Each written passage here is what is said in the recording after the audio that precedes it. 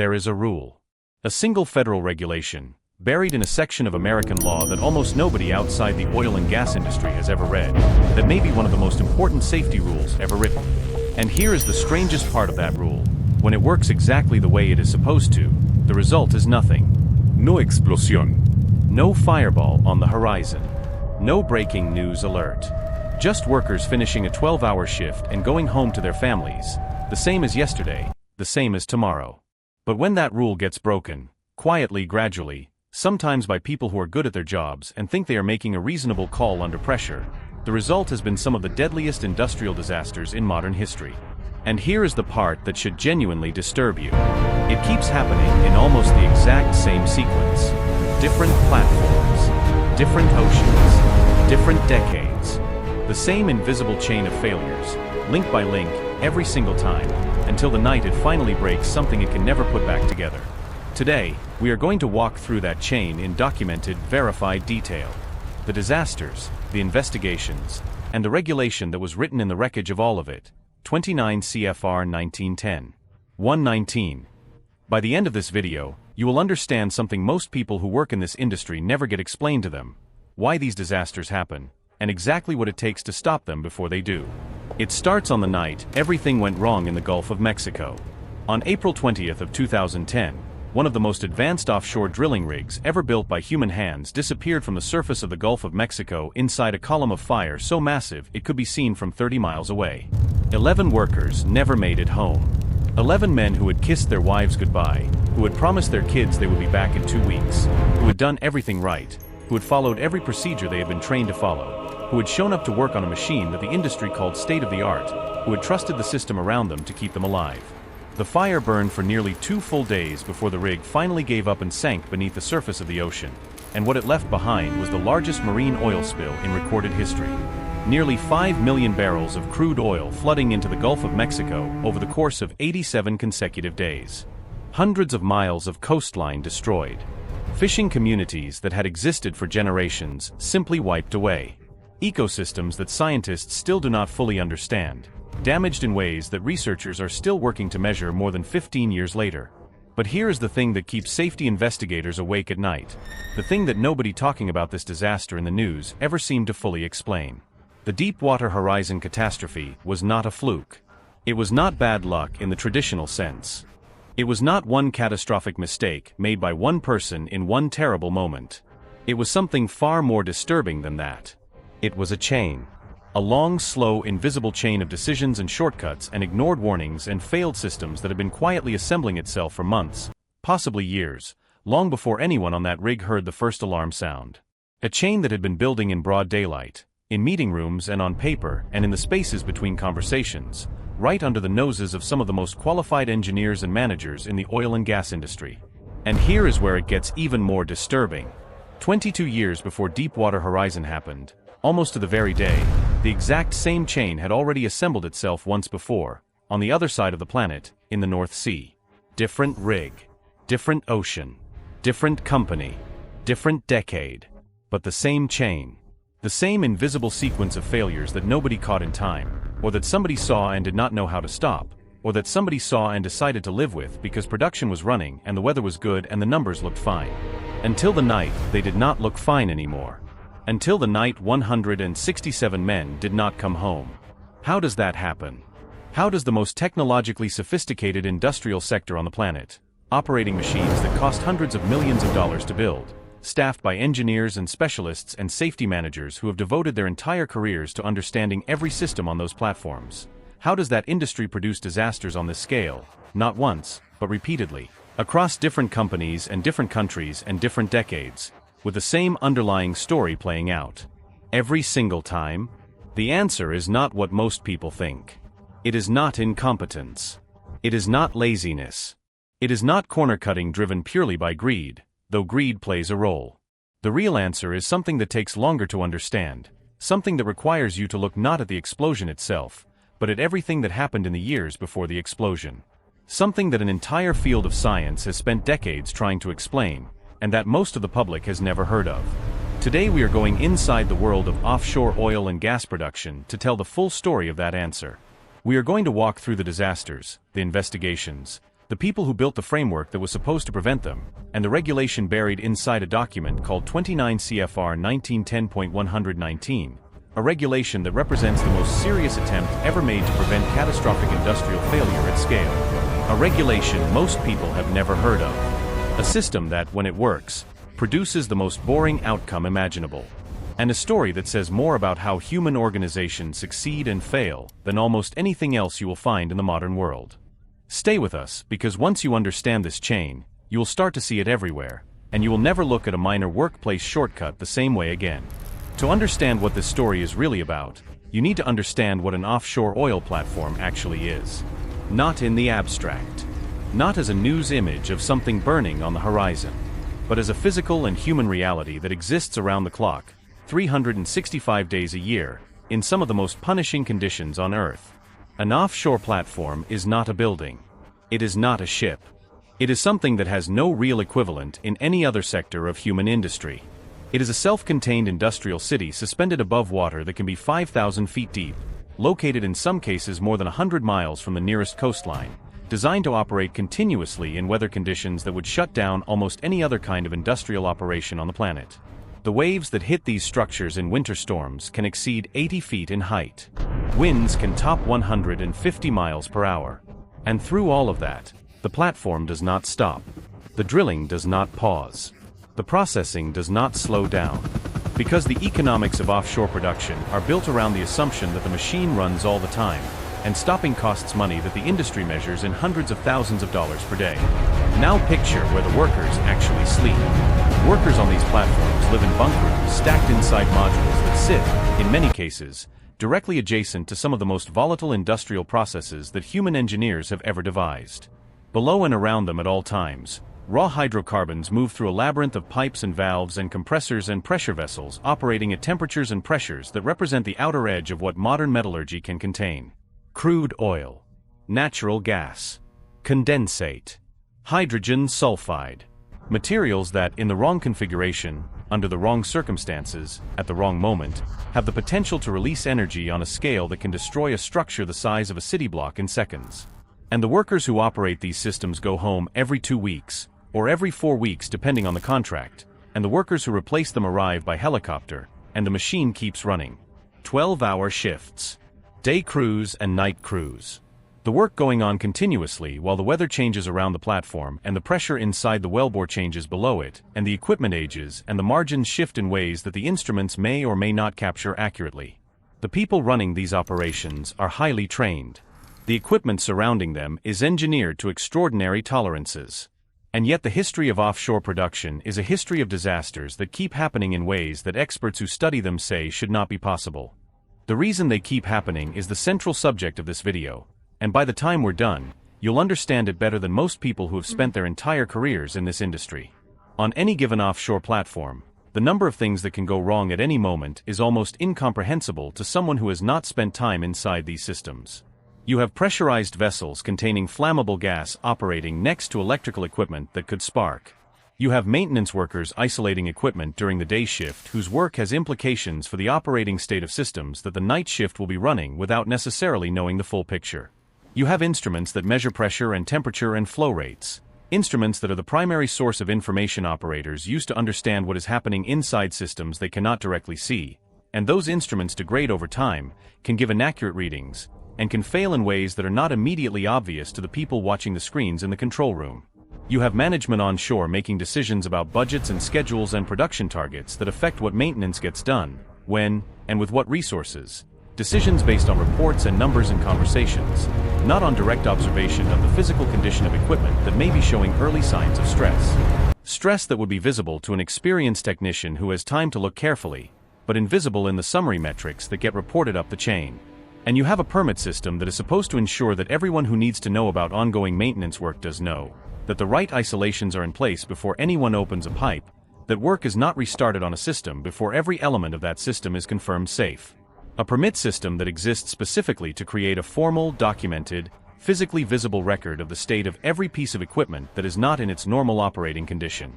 A system that is the primary organizational defense against the kind of catastrophic misunderstanding that can occur when one shift ends and another begins, and the physical reality of the platform changes hands between two groups of people who may not have communicated as clearly as the system assumes they did.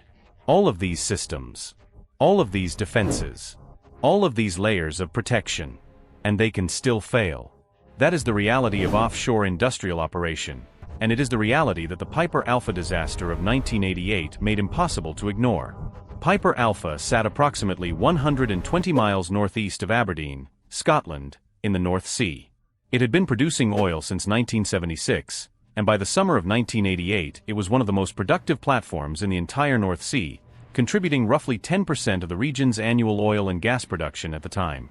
It was a hub platform, meaning that multiple pipelines from other platforms in the area connected through Piper Alpha on their way to shore.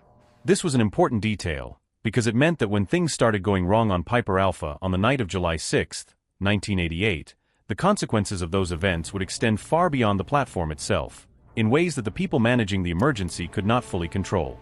The chain that assembled itself before the disaster on Piper Alpha is a story about the permit-to-work system, and about what happens when the assumptions built into a safety system collide with the reality of how work actually gets done under production pressure. Earlier that day, during routine maintenance, a safety valve on one of the platform's condensate injection pumps had been removed for inspection. This was a normal thing. Safety valves require periodic recertification, and the process of removing, inspecting, recertifying, and reinstalling them is a standard part of platform maintenance. The pump associated with this valve, called Pump A, was taken out of service. A temporary metal plate, called a blind flange, was fitted over the open pipe where the valve had been. The permit authorizing this maintenance work documented clearly that Pump A was out of service and was not to be started under any circumstances until the valve was reinstalled and the system was returned to its normal operating state. At the end of the day shift, the supervisor who knew the full picture of this maintenance situation handed over to the night shift. But the handover, by every account that the subsequent investigation was able to piece together from survivor testimony and documentation, was incomplete. The incoming night shift supervisor was not given a clear and direct picture of the fact that Pump A was missing its safety valve and was categorically unsafe to operate. The maintenance permit, which under the platform's own written procedures should have been positioned in the control room where it could be seen by anyone managing the system, was nowhere to be found when the night crew needed it. Now watch how fast this turns. At 9:45 in the evening, Pump B, the other condensate injection pump, tripped offline. The condensate supply to the gas compression system had to be maintained. This was not a minor inconvenience. It was a production-critical situation, and the night crew needed to get a pump running now. The operators tried to find documentation showing the status of Pump A. They could not find the permit. They could not reach the people from the day shift who would have had the information. Under pressure, with production on the line and no clear physical indicator in front of them that Pump A was dangerous, they made the decision to start it. Condensate under high pressure immediately began flowing into a pump system where the safety valve was not there. In its place was a temporary metal plate rated only for the pressures of a static system, not for a system actively pumping high-pressure condensate. The pressurized fluid blew past the blind flange in seconds and released a dense cloud of flammable condensate vapor into the gas compression module. At 10 o'clock in the evening, something ignited the cloud. The first explosion threw workers off their feet across the platform. It was violent enough to knock men out of their bunks in the accommodation modules. It ruptured a condensate line feeding into the main oil production line in the adjacent module. The fire that followed was immediate and ferocious. But the true catastrophe had not yet begun. Because of the structure of the pipeline network connecting Piper Alpha to the other platforms in the area, the gas and oil that should have been shut off was not shut off. The operators on the neighboring platforms, following their own standard procedures, were waiting for authorization to shut down, an authorization that would normally come from the offshore installation manager on Piper Alpha. But the offshore installation manager on Piper Alpha was overwhelmed. Multiple survivor accounts from that night describe a man who had lost the capacity to direct the situation in front of him. The authorization to shut down the connecting pipelines never came. And so the pipelines kept feeding. And the fire kept growing. And then the gas riser carrying high-pressure gas back from one of the connected pipeline systems ruptured in the heat of the fire, and the explosion that followed was of an entirely different order of magnitude than anything that had happened before it. The fireball was visible from the coast of Scotland. The main accommodation module, a four-story structure that had been built to serve as the safest place on the platform during an emergency, the structure where 81 workers had gone to wait out the crisis, following the safety procedures they had been given during inductions that the investigation would later establish were often cursory and incomplete, slid into the North Sea. All 81 of those workers died. 167 men were killed on the night of July 6, 1988. Piper Alpha was not damaged. It was obliterated. By 6 in the morning of July 7, three-quarters of the platform's total structure had been destroyed and lay in pieces on the seafloor, 140 meters below. It remains to this day the single deadliest offshore oil disaster in recorded history. The investigation that followed was called the Cullen Inquiry, after the judge who led it. It took 2 years. It filled thousands of pages. And what it found was not a single catastrophic failure. What it found was a system with holes in it at every level, simultaneously. A permit-to-work system that was inadequate and inconsistently applied. A shift handover process with no reliable mechanism for ensuring critical safety information was transmitted. Emergency systems that were not activated because the management authority structure broke down at the exact moment it was most needed.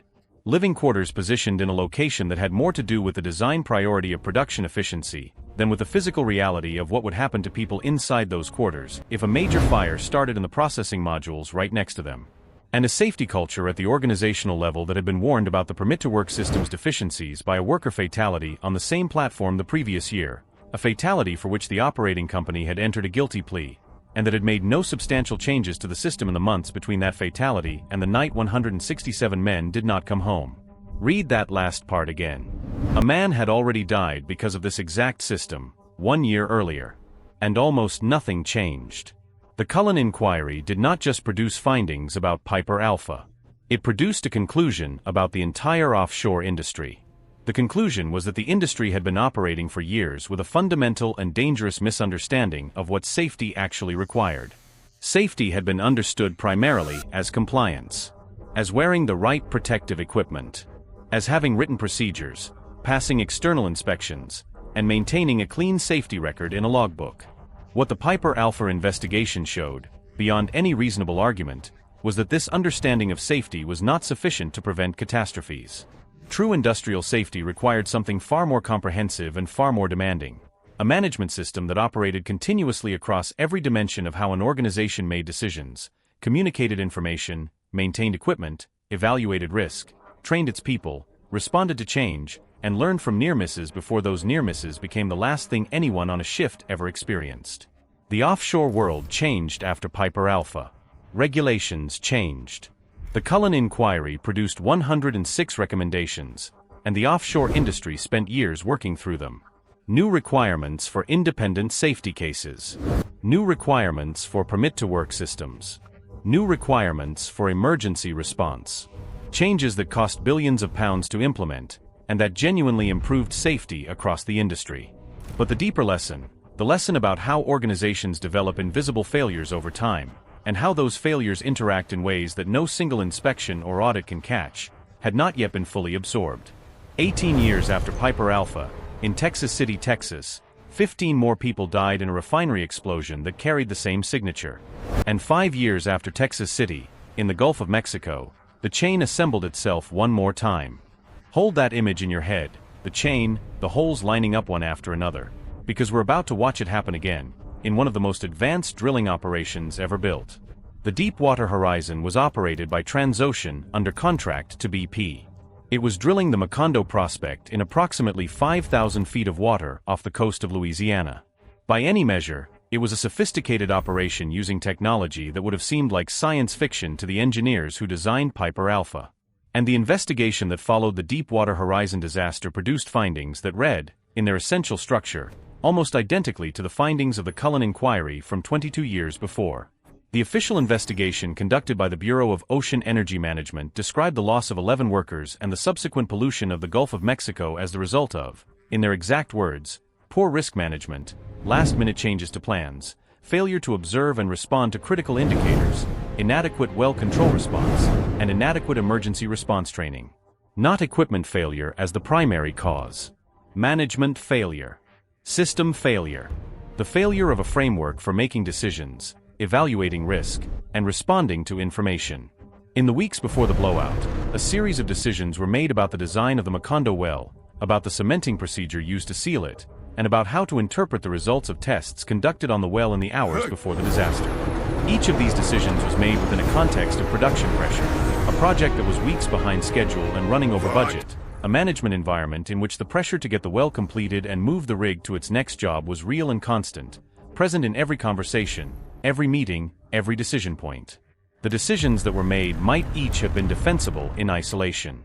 The problem was what they added up to when taken together, and the problem was that there was no adequate system in place for evaluating what they added up to. On the evening of April 20th, 2010, the crew of the Deepwater Horizon conducted a negative pressure test on the Macondo well. This test was designed to confirm that the well was properly sealed before the temporary abandonment process began. The test produced results that, to those who understood what they were seeing, indicated that hydrocarbons were entering the wellbore. Those results were misread, or were interpreted through a framework that had not been adequately established or communicated, or were not passed to the people who needed to make the next decision. The decision was made that the test had passed. Work continued. At 9:49 in the evening, a column of drilling mud shot up through the drilling floor. Gas and drilling fluid began flooding across the rig. Automatic gas detection systems that should have identified the hazard and responded to it either failed or were not configured to respond appropriately. Within minutes, the gas reached an ignition source, and the explosion that followed killed 11 workers instantly and critically injured 17 more. The rig burned for 36 hours. The blowout preventer, the massive hydraulic device installed on the wellhead specifically to seal the well in an emergency, the last physical barrier between the hydrostatic contents of the well and the open ocean, failed to function. For 87 days, almost 5 million barrels of crude oil flowed into the Gulf of Mexico. The investigations were extensive, and they produced conclusions the industry already should have known from Piper Alpha. 70% of offshore blowout accidents are attributed by research to human and organizational failures, rather than purely technical failures. The technical elements that failed on the Deepwater Horizon, the cement job, the blowout preventer, the pressure test interpretation, were each connected to organizational decisions made in an environment where the management system for evaluating and managing process risk was not operating at the level the situation required. The same chain, the same signature, the same conclusion. And still the deeper question remained: if the industry knew all of this, if Piper Alpha had already taught everything there was to know about how management systems fail, and what it costs when they do, why did it happen again? Why does it keep happening? To answer that, we have to go back even further. To a single decision, made by a single person, on a single night, a decision that led to the worst industrial disaster in human history. Bhopal is a city of more than 1 million people in the central Indian state of Madhya Pradesh. On the night of December 2, 1984, most of those people were asleep when an operator at the Union Carbide pesticide plant on the edge of the city noticed a leak of methyl isocyanate gas and increasing pressure inside a storage tank. Methyl isocyanate is a chemical used in the production of pesticides. It is extraordinarily toxic. A supervisor was informed of the leak. The supervisor looked at the situation and made the judgment that it could wait until after the next tea break. By the time that break was over, the gas had built to a critical pressure and the tank had failed. 40 tons of methyl isocyanate released into the air above a densely populated residential area. The gas was heavier than air. It did not rise and disperse. It flowed along the ground, through the streets, into the homes of people who had no warning, no protective equipment, no way to understand what was happening to them. Residents woke with their eyes burning and their lungs seizing and ran into streets where the air itself was killing them. At least 3,000 people died that night. Estimates of the eventual death toll from gas-related disease over the years that followed range up to 22,000. More than 500,000 people were exposed to damaging levels of the chemical. The long-term health consequences for survivors, and even for children born to mothers who were pregnant that night, have been documented across 4 decades of medical research. Bhopal was the worst industrial accident in history, and it was the result of substandard operating procedures, inadequate safety systems, and a management culture that had allowed the conditions for the disaster to develop over years, without anyone in a position of authority intervening to change them before the night they became irreversible. The Bhopal disaster, combined with a series of catastrophic chemical incidents in the United States through the late 1970s and 1980s, finally forced a recognition in the American regulatory environment that the chemical and petroleum industries were operating with a category of risk that existing safety regulations were not adequate to address: the risk of catastrophic release. The risk of mass casualties. The risk of the kind of disaster that does not injure one or two workers, that destroys communities, that makes headlines around the world, that takes decades to fully account for in human suffering and environmental damage. In 1992, 8 years after Bhopal and 4 years after Piper Alpha, the United States Occupational Safety and Health Administration published its answer. The regulation was called the Process Safety Management of Highly Hazardous Chemicals Standard. Its formal designation in the Code of Federal Regulations is 29 CFR 1910.119, and its premise was something that sounds simple, but that took decades of disasters to fully articulate and formalize. Catastrophic industrial accidents are not random. They are the product of management systems that have developed invisible failures over time.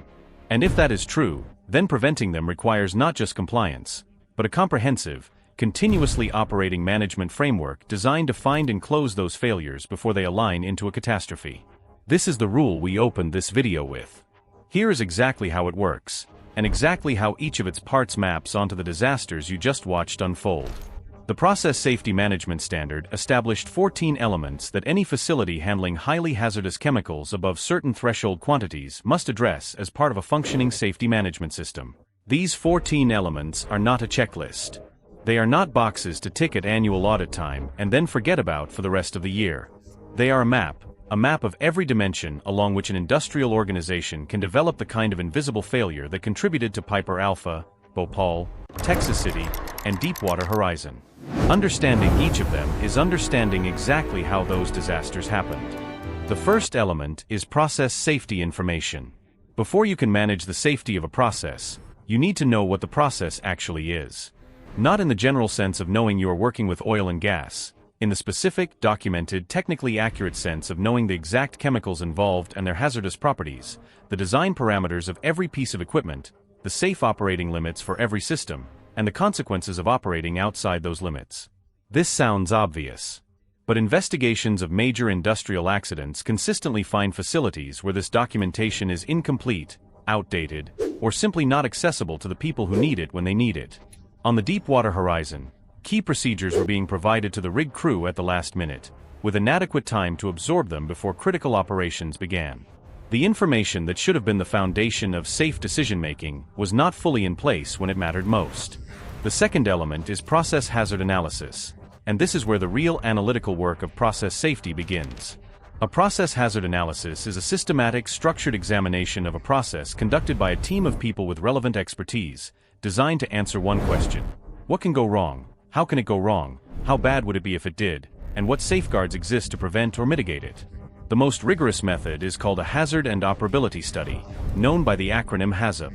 A HAZOP team assembles around detailed engineering drawings of a process and systematically walks through every pipe, every valve, every vessel, every instrument, asking, what happens if flow is too high, too low, reversed, absent? What happens if pressure exceeds design limits? What happens if temperature rises beyond the safe operating range? What happens if this valve fails open or fails closed? What happens if this instrument gives a false reading? For a complex offshore process module, a HAZOP study can take 2 to 4 weeks of structured sessions to complete properly. The point is not to find every possible way something could go wrong. The point is to ensure that the people who design and operate the process have thought systematically about its failure modes before something fails catastrophically, and have put adequate safeguards in place, and have documented what those safeguards are and who is responsible for maintaining them. The Piper Alpha platform had not been subjected to a rigorous process hazard analysis of the kind that would have identified the implications of the permit-to-work gaps that ultimately killed 167 people. The conditions for the disaster existed. Nobody had formally asked the right questions to find them. The third element is operating procedures, and its importance might seem self-evident until you look at what the term actually requires. Not procedures that exist somewhere in a binder. Procedures that are current, meaning they accurately reflect how the process actually operates right now, not how it operated 3 years ago before the last modification.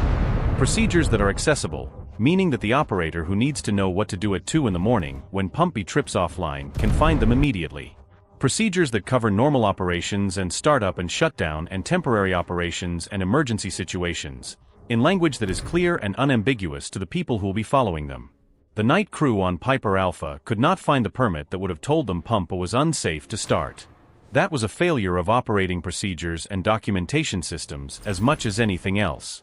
The fourth element is training, and what the regulation requires here goes far beyond showing someone how to operate a piece of equipment.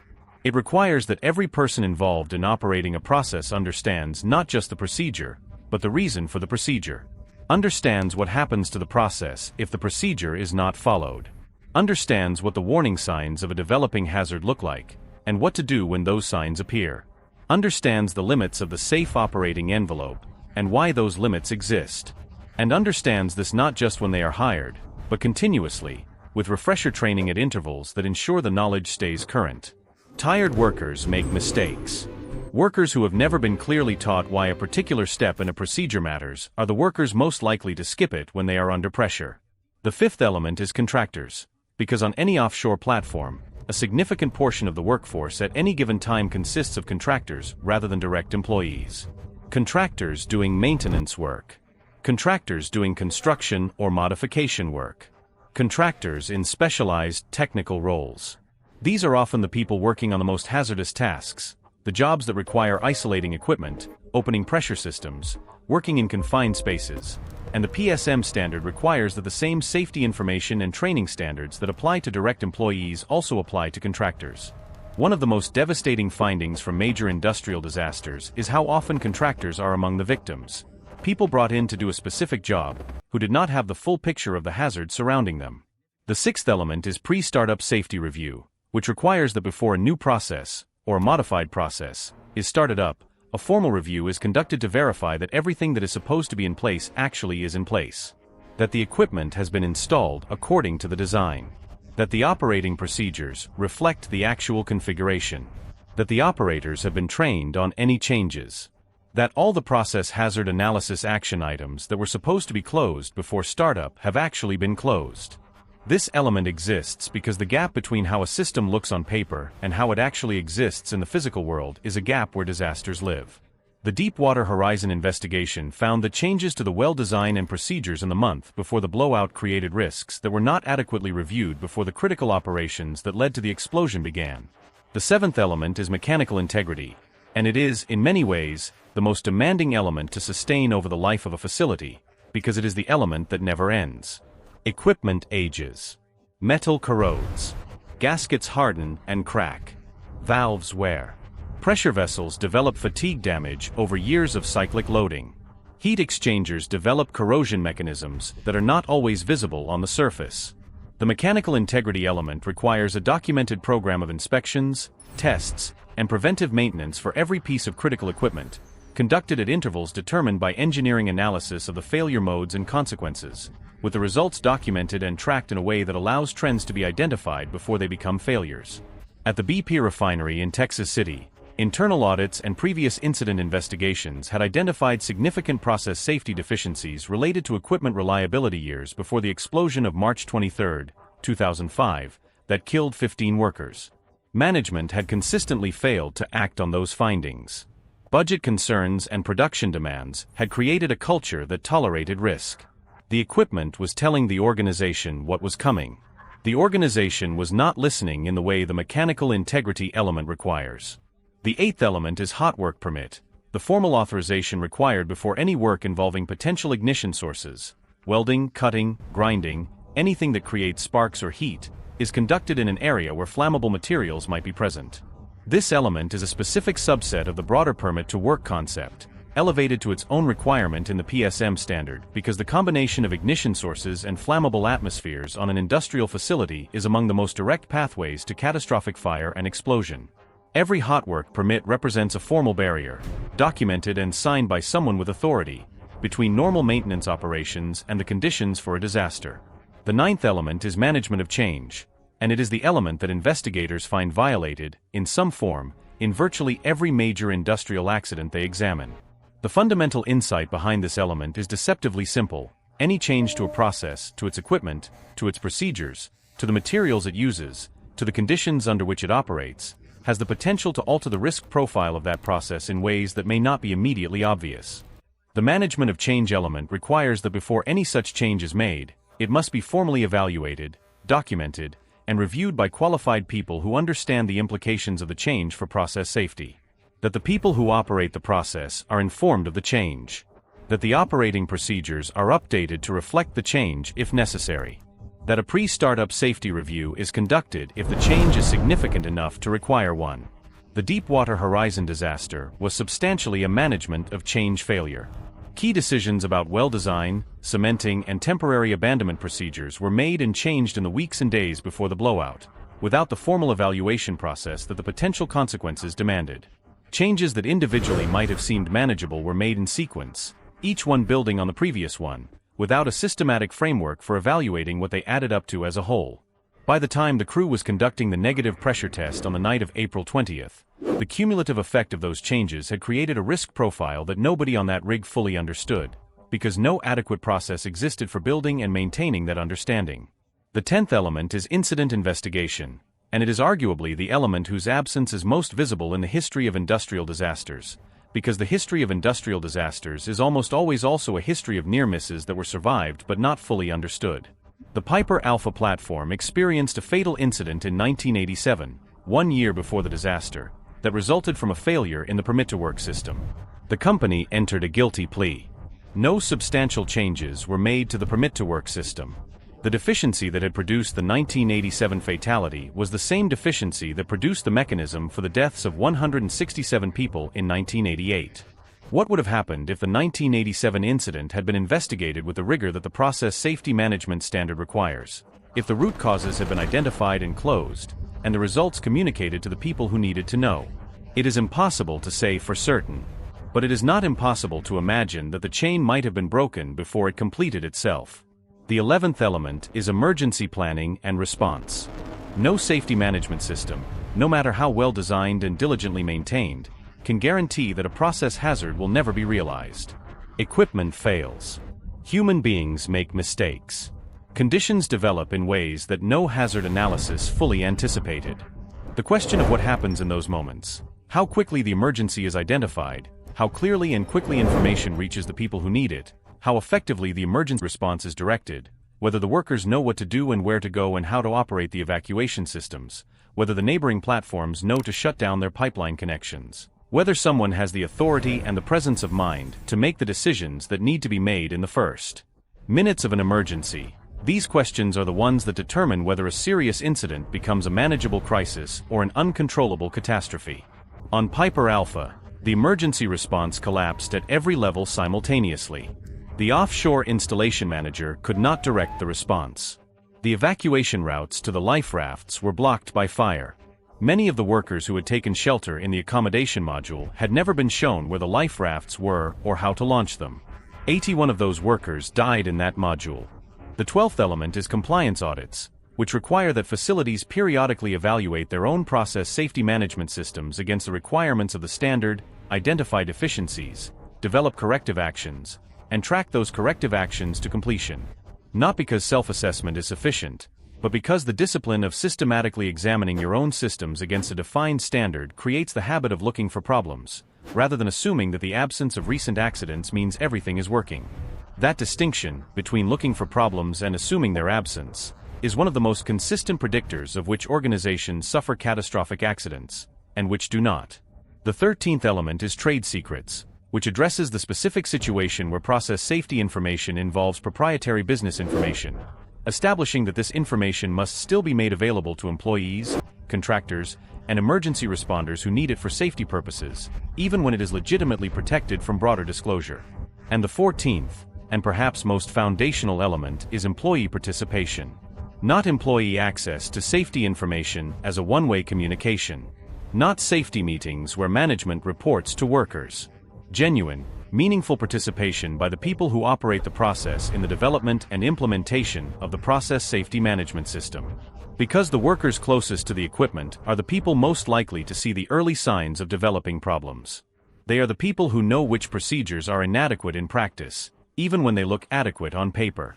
They are the people who know which instruments give readings that do not quite match what they are seeing with their own eyes and hands. They are the people whose knowledge, if captured and acted upon, can find and close the holes in the system before those holes align. And they are also the people most likely to stay silent if the organizational culture makes clear, through formal or informal signals, that raising concerns is costly, that questioning management decisions is unwelcome, and that the right answer is to keep the machine running and trust that somebody else is watching for the things they are worried about. Now here is where all 14 of these elements come together, in a single model that explains, more clearly than anything else, why disasters like these keep happening to organizations that look, from the outside, completely competent. There is a concept in the science of accident causation that explains better than anything else why complex industrial disasters keep happening in organizations that, by most measures, appear to be competent and well managed. It was developed by a British psychologist named James Reason, and it has become one of the most widely cited frameworks in industrial safety around the world. The concept is called the Swiss cheese model. The model asks you to imagine your organization's safety systems as a series of slices of Swiss cheese, each one positioned parallel to the others, with a gap between each slice and the next. Each slice represents one layer of protection in your system: engineering controls, alarm systems, permit-to-work procedures, management of change review, emergency shutdown systems, training and competency. Each of these is a layer. And each layer, like Swiss cheese, has holes in it. Not large holes. Not catastrophic failures. Small gaps. Inconsistencies. Places where the procedure does not quite match the physical reality of the operation. Places where the training assumed conditions that do not always exist. Places where the instrument gives slightly unreliable readings in certain temperature ranges. Places where the management of change process gets applied rigorously for major modifications, but sometimes informally for things that seem small. Under normal operating conditions, the holes in one layer are covered by the solid parts of the next layer. A gap in the operating procedure is caught by the supervision. A gap in the supervision is caught by the engineering control. A gap in the engineering control is caught by the alarm. A gap in the alarm is caught by the emergency shutdown. The system as a whole is robust against failure, even though each individual layer is imperfect, because the holes almost never align. Almost never. Catastrophic accidents, Reason argued, happen when the holes do align. When the gap in the procedure is the same shape as the gap in the training, which is the same shape as the gap in the maintenance program, which is the same shape as the gap in the management culture, and a hazard finds a path straight through every layer of protection simultaneously. And this alignment is not luck, in either direction. It is not bad luck in the sense of something random and unpredictable. It is the result of what Reason called latent conditions. Latent conditions are small failures that exist within the system, undetected, waiting. They accumulate slowly over months or years. They are invisible in normal operations, because normal operations never quite challenge them to the point of catastrophic failure. They build in the gaps between organizational attention, in the budget decisions that deferred maintenance, in the management culture that discouraged uncomfortable conversations, in the training programs that were slightly inadequate for the complexity of the operation they were supposed to prepare people for, in the audit findings that were documented and acknowledged and never acted on. Piper Alpha was a perfect, terrible illustration of this model. The hole in the permit-to-work system aligned with the hole in the shift handover process, which aligned with the hole in the emergency shutdown authority structure, which aligned with the hole in the platform design that put living quarters adjacent to the fire path. 167 men died because latent conditions that had been accumulating for years, in a system that everyone within it believed was safe, finally aligned, in the worst possible way, on the worst possible night. Deepwater Horizon was the same model, 2 decades later. The hole in the negative pressure test interpretation process aligned with the hole in the management of change framework, which aligned with the hole in the last-minute procedure changes that had not been formally reviewed, which aligned with the hole in the blowout preventer maintenance and testing history. 11 men died. The Gulf of Mexico was poisoned for years. Texas City was the same model. The hole in the mechanical integrity program that had allowed aging and inadequate equipment to stay in service aligned with the hole in the management culture that prioritized personal safety metrics while missing the deteriorating process safety conditions, which aligned with the hole in the site layout that placed temporary trailers in a potential blast zone, which aligned with the hole in the startup procedure for the raffinate splitter that morning. 15 people died in the blast, and more than 180 others were injured. Process safety management is, at the most fundamental level, a systematic framework for finding holes in the cheese before they align. For every one of the 14 elements, the question being asked is the same question: where are the holes in this layer of protection? How big are they? Are they getting larger over time? Do they overlap with holes in adjacent layers? Who is watching them? Who has the authority and the responsibility to close them when they are found? And the answer to that question, in a well-functioning PSM system, is everyone in the organization. Not just the safety department. Not just the compliance team. Every engineer who makes a decision that affects the process. Every supervisor who manages the permit-to-work system. Every manager who allocates the budget for maintenance programs. Every executive who sets the priorities and the culture that determine whether the organization looks for holes or assumes their absence. So if this regulation existed, fully written out, 14 elements deep, since 1992, why did Texas City still happen 13 years later? The Texas City refinery explosion happened in March of 2005, 13 years after the PSM standard was published. BP was, by every external measure, a company with extensive safety programs and substantial safety expertise. And the Chemical Safety Board investigation that followed the explosion found that the BP Texas City refinery had failed to maintain a process safety management system capable of preventing the kind of incident that had been visible in the data for years before it happened. The blowdown drum and stack that released the flammable vapor cloud that killed 15 workers was recognized as hazardous equipment by industrial standards that had been in place for years. The refinery had been cited by OSHA for related deficiencies. Internal audits had identified the problem. Budget pressures had consistently delayed the upgrade. And on the morning of March 23, 2005, the people operating the raffinate splitter startup that day were working with malfunctioning instruments that could not give them an accurate picture of the actual level inside the tower they were filling, and a relief system that, when it activated, released hydrocarbon vapor not into a closed containment system, but into the open air, directly above a bank of temporary trailers where contractor workers were sitting. The holes aligned. What the Chemical Safety Board said after Texas City was something that every organization in every hazardous industry needed to hear, and that too many of them have still not fully absorbed. The Process Safety Management Standard had been promulgated by OSHA in 1992. More than a decade had passed, and the petroleum refining industry had accumulated more fatal and catastrophic incidents related to the release of highly hazardous chemicals than any other industrial sector covered by the standard. The regulation existed. The framework existed. The understanding of what was required existed. The disasters kept happening anyway. Because having a PSM standard does not mean having a PSM system. Having a binder on a shelf does not mean having a functioning management of change process. Having a written requirement for incident investigation does not mean having an organizational culture in which the lessons from near misses are genuinely absorbed and acted upon before they become the material for the next catastrophe. The gap between compliance and genuine process safety culture is the gap in which industrial disasters live. And closing that gap is not just a regulatory problem. It is a leadership problem. It is a culture problem.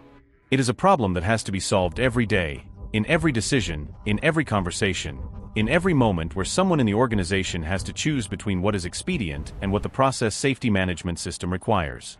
When a process safety management system is genuinely working, the most important thing that happens is nothing. There is no explosion.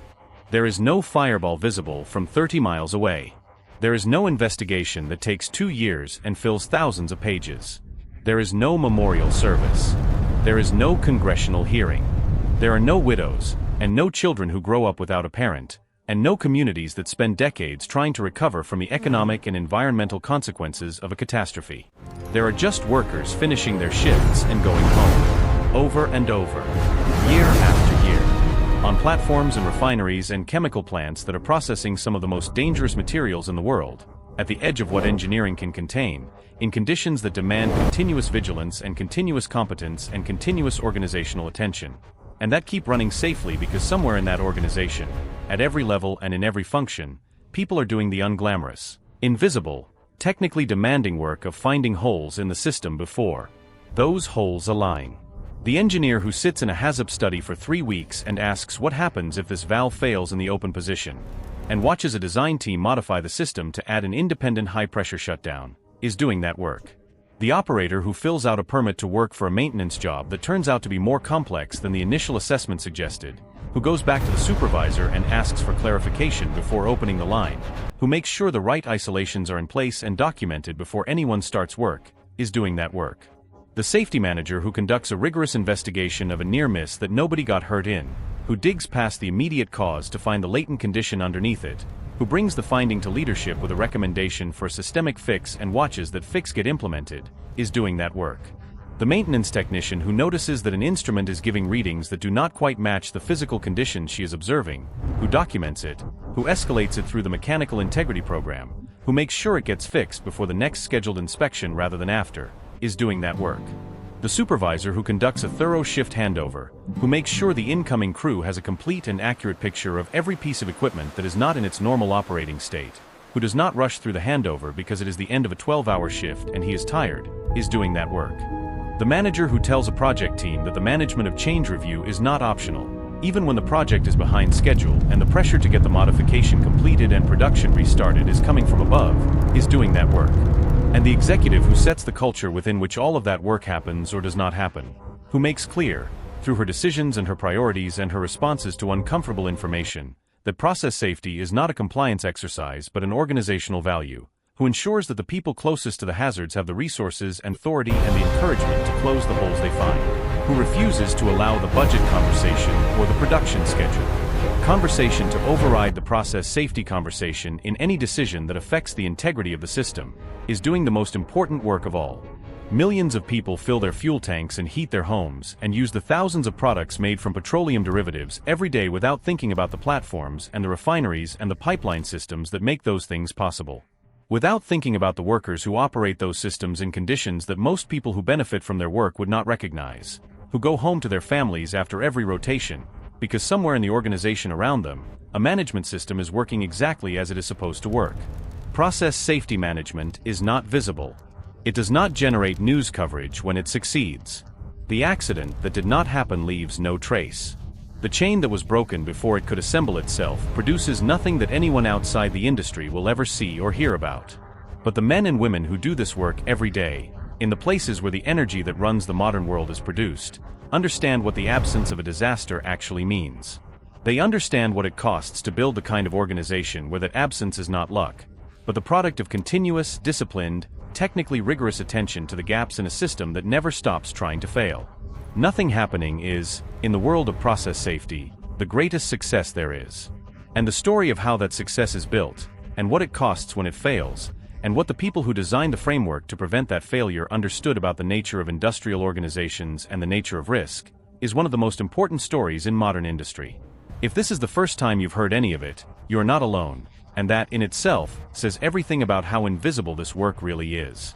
But there is one hazard this framework has to confront that is unlike almost anything else on an offshore platform or in a refinery, because you cannot see it, you cannot smell it once it reaches a dangerous concentration, and it can take you down before your brain even registers that something is wrong.